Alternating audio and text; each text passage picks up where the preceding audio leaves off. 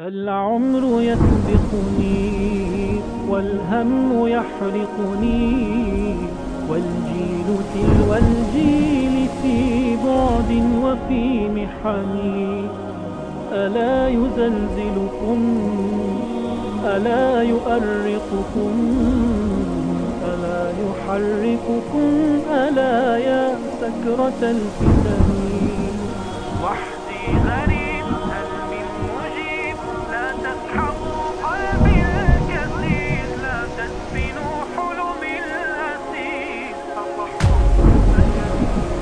نحمده ونصلي على رسوله الكريم أما بعد।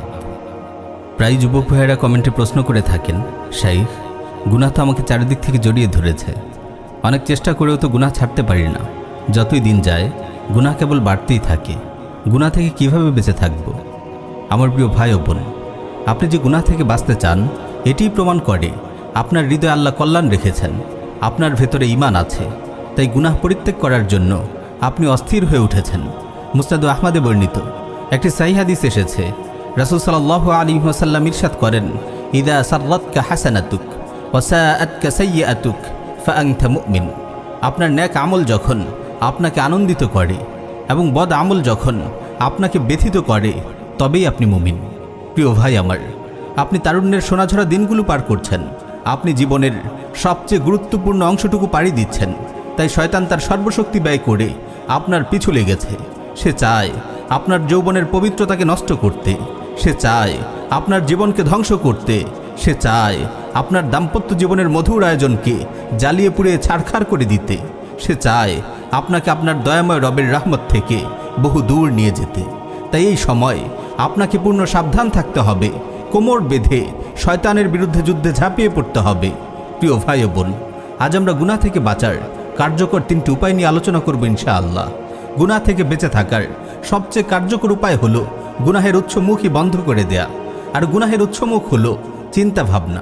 তাই আপনার চিন্তা ভাবনাকে 24 ঘন্টা কঠোর নিয়ন্ত্রণে রাখুন। আপনার চিন্তা ভাবনায় ফিল্টার বসিয়ে দিন, আপনার মনের দরজা জানালা এমনভাবে খুলে দেবেন না যার ইচ্ছা ঢুকবে, যার ইচ্ছা বের হবে। আপনার মনকে যা ইচ্ছা ভাবতে দেবেন না।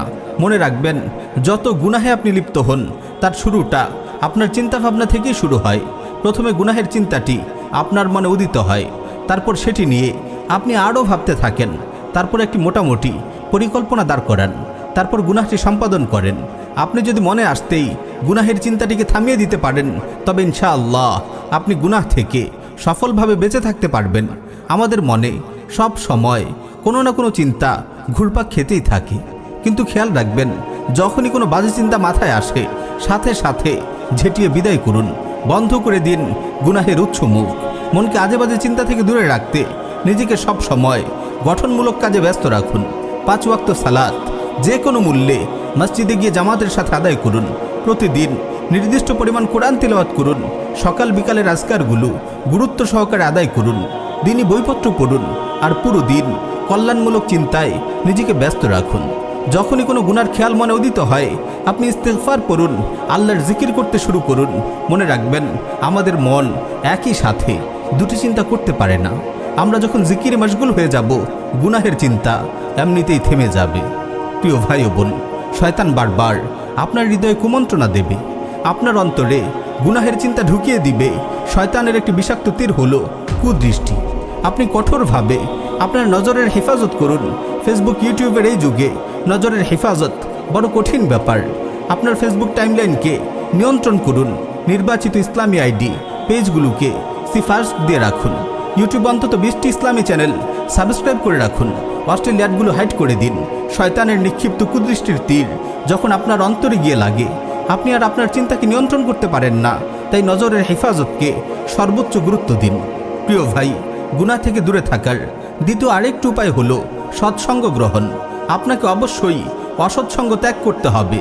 দেখে শুনে নামাজি নেককার লোকদেরকে বন্ধু হিসেবে গ্রহণ করুন, যাদের দেখলে আপনার আল্লাহর কথা মনে পড়ে, আখিরাতের কথা মনে পড়ে।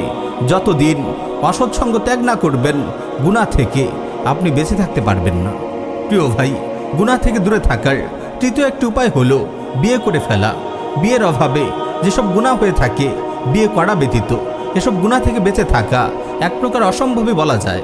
তাই যে কোনো মূল্যে বিয়ে করে ফেলার চেষ্টা করুন। আমরা জানি এই কুফরি রাষ্ট্র ব্যবস্থা ও জাহিলি সমাজ আপনার জন্য বিয়েকে বড় কঠিন করে রেখেছে, তবু আপনি হাল ছাড়বেন না।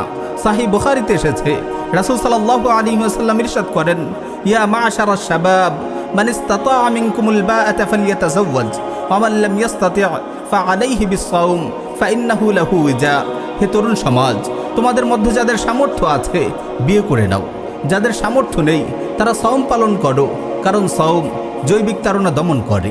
প্রিয় ভাই, দুনিয়াতে একটি সুখময় জীবনের জন্য এবং আখিরাতে জাহান্নামের কঠিন আগুন থেকে বাঁচার জন্য আপনাকে মরণপণ সংগ্রাম চালিয়ে যেতে হবে। আপনি যদি আপনার যৌবনকে পবিত্র রাখতে পারেন, তারুণ্যের উর্বর দিনগুলোতে ইবাদতের ফসল ফলাতে পারেন, তবে আল্লাহ তাআলা আপনার জীবনকে সমৃদ্ধি ও সাফল্যে ভরে দিবেন। আল্লাহ আমাদের সবাইকে আমল করার তৌফিক দিন। আমিন ইয়া রাব্বাল আলামিন।